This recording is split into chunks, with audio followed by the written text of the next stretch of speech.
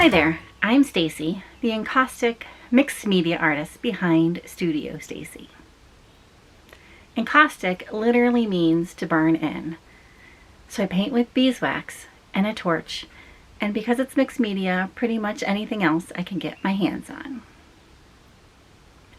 If you're new around here, welcome. If you're a returning viewer, welcome back. Consider subscribing and joining this artsy community. Don't forget to hit that thumbs up button, which helps me get introduced to more like-minded artsy folks like yourself. Good morning from the studio today.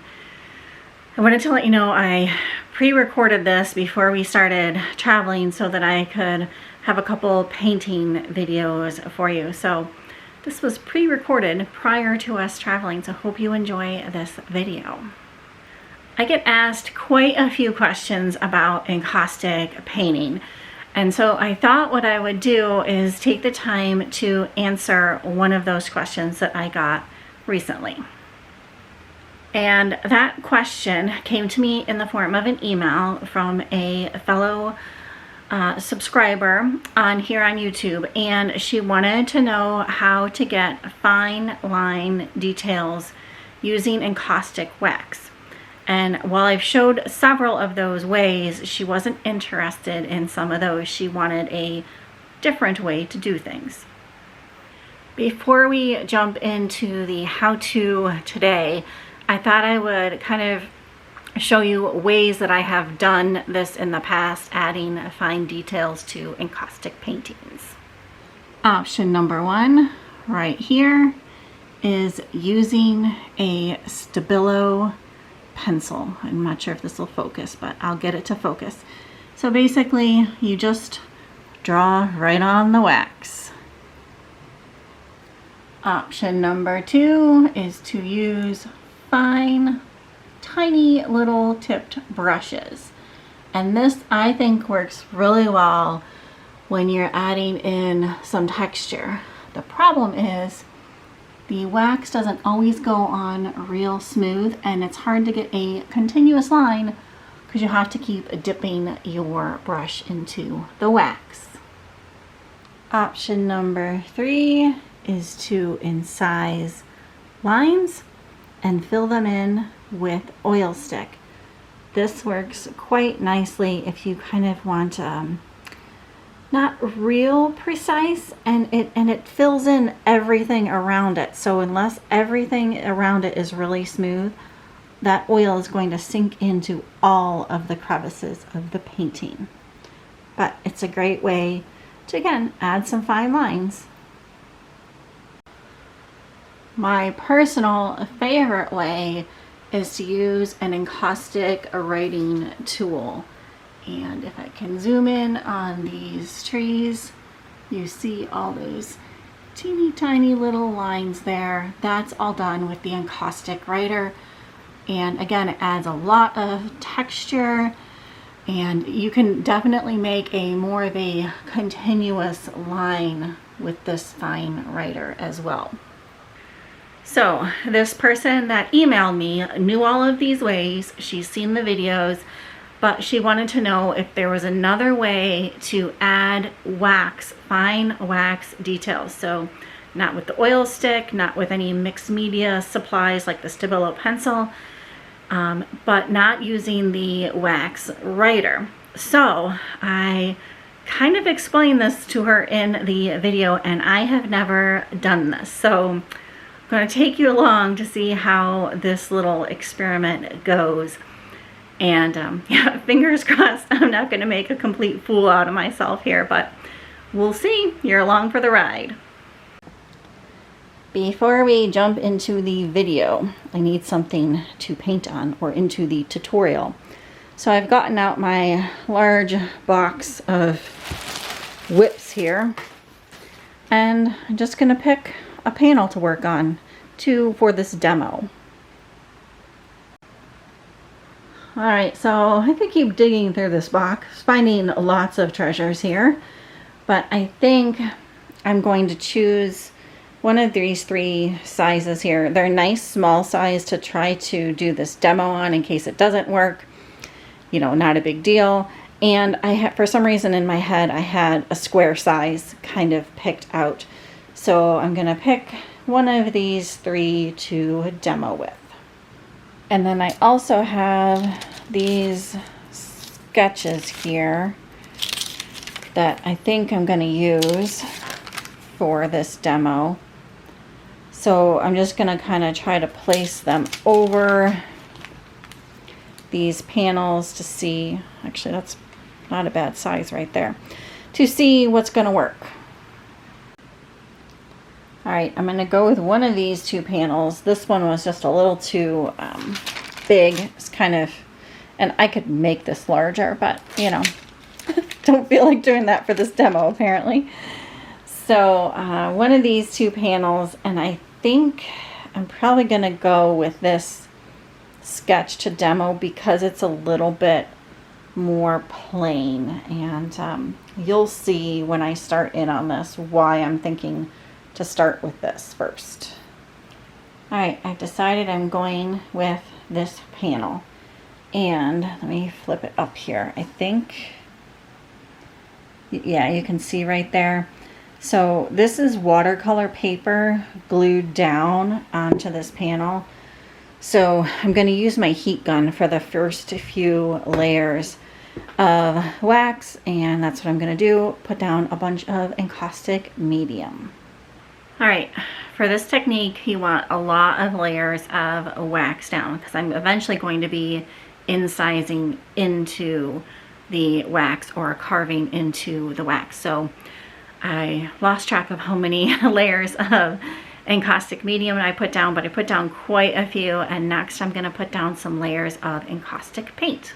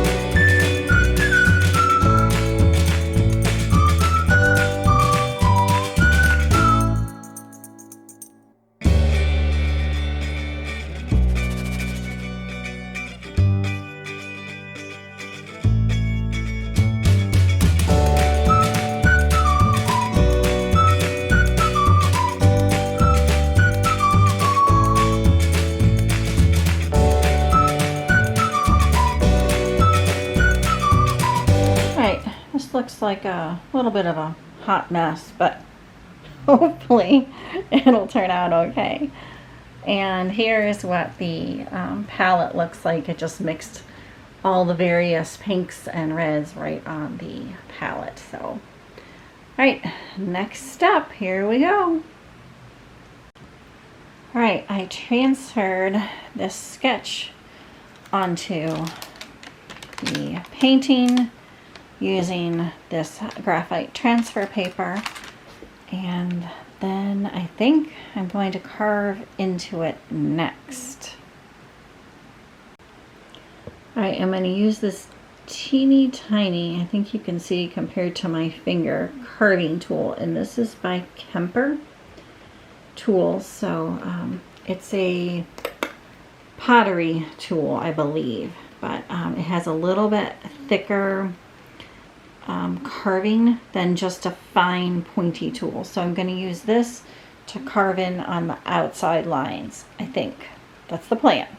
And don't forget, I have never done this technique before, so it could be an epic fail here. I did not make this technique up. I've seen other encaustic artists do it, so I'm just demoing it, but I've never done it myself, so it could be an epic fail. Anyways, I'm going to get to carving into this.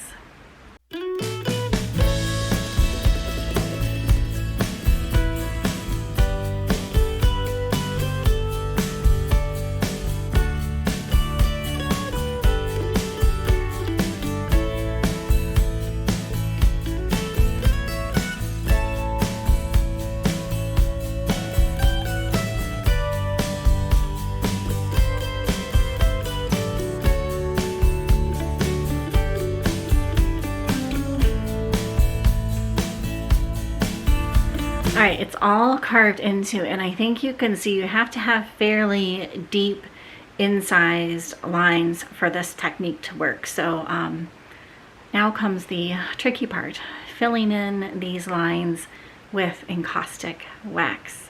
First, I'm going to mix up a color to fill in those lines with, and then we'll fill them in together, and fingers crossed this works.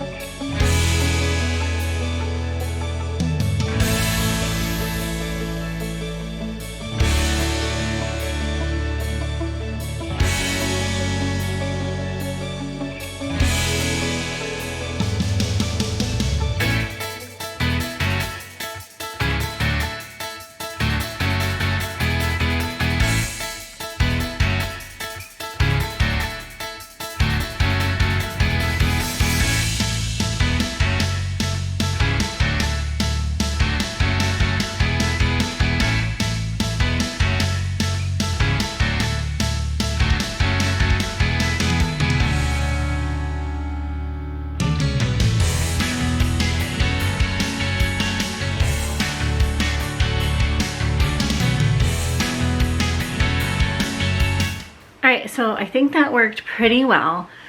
I want to try to get even finer lines, so I'm going to use this teeny tiny little pointer tool and see if this will work for this technique, or if this kind of really only works for with the oil sticks or things like that. So I'm going to try to carve out some of those fine inside lines on the petals with this.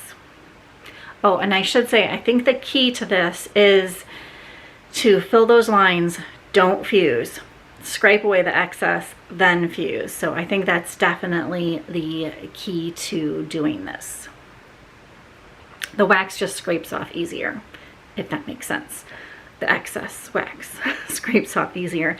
And that other wax really does sink in nicely, or encaustic paint, sink in nicely to the carved out lines. But anyways, let's try this tool.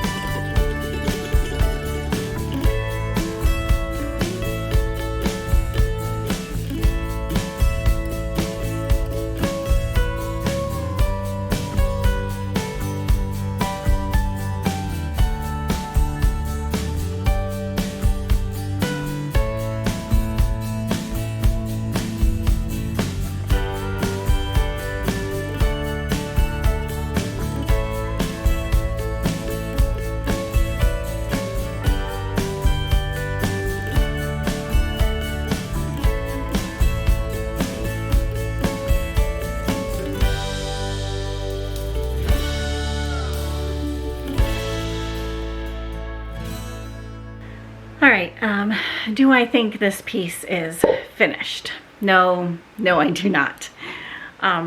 It's not bad, and it was definitely a good practice, and it's just another way to get those fine line details with encaustic that's sometimes hard to get with wax versus other types of acrylic or oil paints or watercolors. A little bit harder to get those fine details, I have found anyways.